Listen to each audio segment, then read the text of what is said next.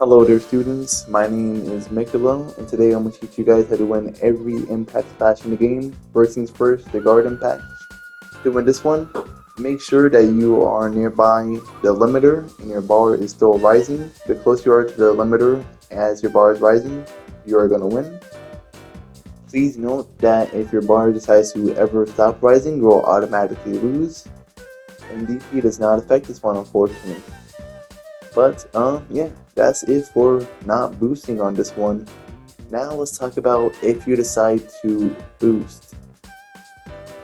Please note if you see anyone boost on the guard class, know that they are guard bombshell and never take them seriously. But take me seriously. I'm doing this for examples. So essentially, boosting this moves the goalpost further away. If you couldn't tell, and this does literally nothing, but this make it harder to win. Because the game does not care about how much you do move the stick, like move the bar. It only cares how close you are to the thing. Which means boosting is just a wasted key on the guard and on the grab impact. But that's it for the grab impact. Let's now talk about the Dragon Dash Flash. What the heck, I cannot speak. So let's now talk about the Dragon Dash Flash. See, to win this one, all you have to do is just hit the inside of the circle. Now there's two ways you can hit the inside of the circle to guarantee a win.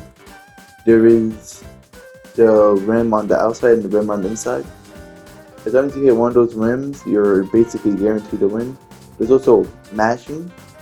The better you mash, the more likely you are to win. So yeah, the way to win this one, hit the inside of the rim and mash hard. Let's now talk about if you boost on this one. This one is very unique since there is a two-step booster. You're boosting on step 1. See right there, I got the perfect on boost 1 on the first part of the boost. See, the boost on part 1 just makes the ball bigger. It is high-key useless and a wasted key. But hey, sometimes it can be useful. I see right there, I did a 2x boost to get the super perfect win. Since it is the same timing to get the normal perfect win on the no boost. But at the same time, you can just live out the timing for the super perfect win with no boost. That's essentially it for part 1 of boosting, like during boosting on the first part of it.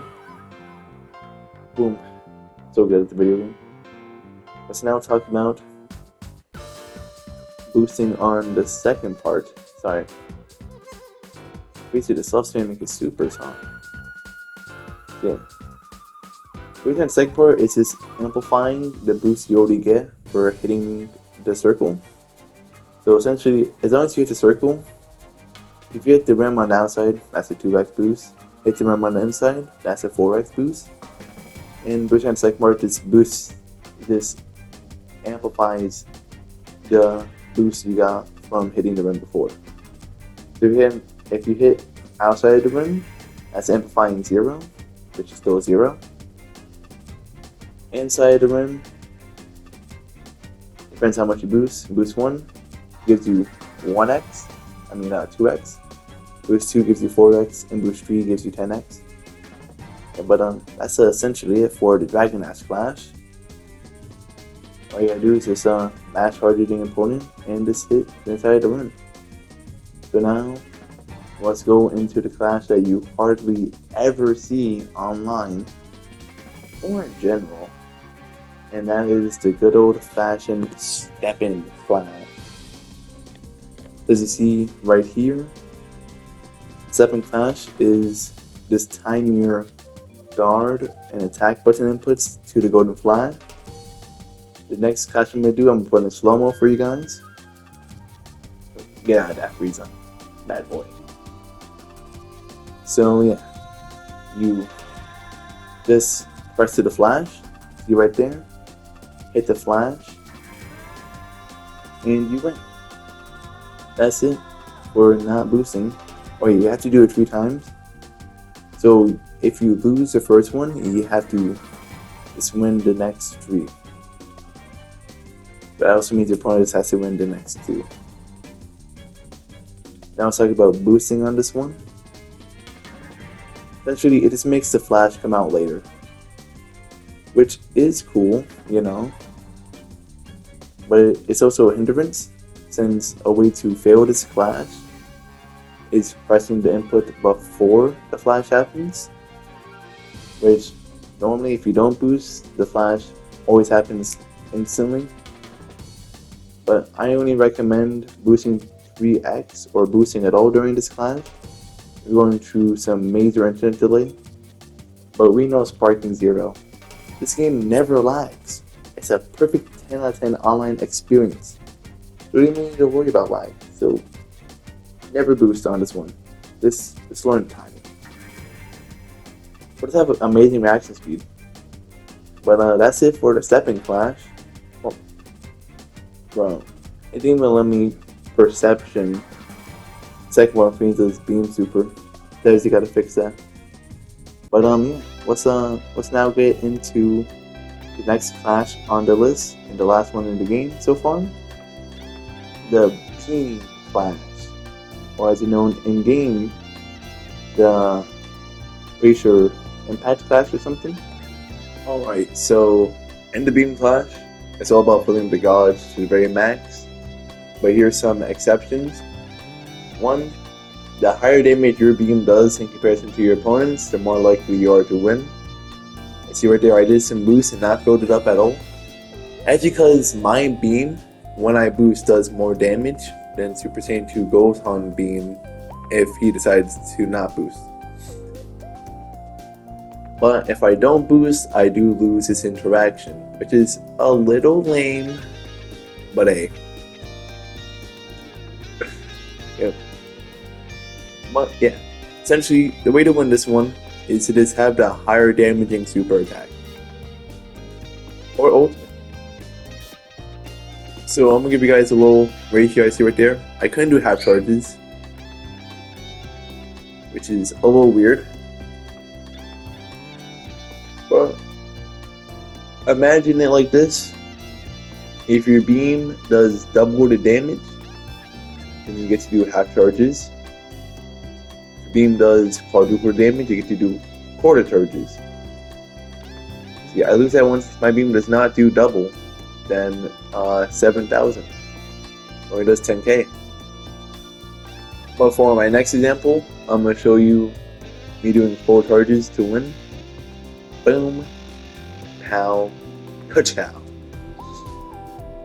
But let's now bring in our example character Gogeta 4. His beam super does 9k and his ultimate does 21k.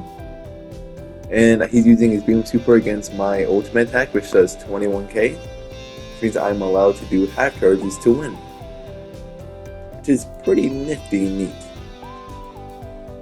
Now I see he shoots out his ultimate, and unfortunately I'm not able to do half charges. But since these ultimates are very similar in damage, as long as this NPC does not press any buttons, like any triangle buttons, I should be able to win by simply boosting. But please know, since this NPC is on impact clashes, he will press triangle to try to win, which is hecka uncool. Now, also know that defense ties in a little tiny bit into the beam clash. Essentially, it just depends on how much damage the beam does. But yeah, I'm gonna do some half charges, and I should win this one since my defense is super high. Yeah, but that's it for Ultimate v Ultimate. Essentially, just have the higher power ultimate and boost 3 times, and you win. Or don't boost and play risky. By now, I'm gonna pull up a clip of Kui going against Gogeta 4's BM Ultimate, and it'll be very funny. I pinky promise. Let's get into that now. So here we go. We got Kui versus Gogeta 4. Now I'm gonna do half charges. See, doing half charges is not gonna work since my beam only does a quarter of the damage. So instead, I'm gonna start doing some full charges. So here we go. I got some full charges here. And boom, boom, boom. Those are all full charges, and I still found a way to lose. The reason why is because his beam does quadruple my damage. So the only way for me to win this clash with 3 is for me to boost my beam a lot. Then a lot, I mean 3x. This is the bare minimum to win. You can also boost your forward beam. This is so you can get a 4th boost. So as you see, I'm gonna shoot out my Kamehameha with Goku Super Saiyan 4. And there's a little boost button. If you press that one, that's like giving you another boost. Let's see, with Goku 4, I can do 4 charges and I win. And yeah, that's it for the beam clash and old auto clashes. So, not like what stuff I wish the devs will change about the clash system. 1. Make the stepping clash work off of not only the step ins but side steps. So if I sidestep my opponent's sidestep and we touch, the clash should happen. Or if I step in my opponent's sidestep, the clash should happen. And 2. Make the beam clash do more damage if you win it. That's what I want from the clash, and if I can from this game. But for everyone that skipped to this part of the video, I'm now going to teach you guys how to win these very fast. For the grab clash, just make sure that your bar is still rising and you're nearby the limiter. Don't boost for any of these but the beam clash. The Dragon Mash clash, hit that rim right there and mash harder than your opponent. Stepping clash, just press the button fast to go to clash. That's it. For the beam clash, fill up the gauge to the very max. If it's a super attack, if it's ultimate, 3x boost, fill up the gauge to the very max and have a higher damaging beam. And that's it for the video. Thank you guys for watching. And next, Fearless.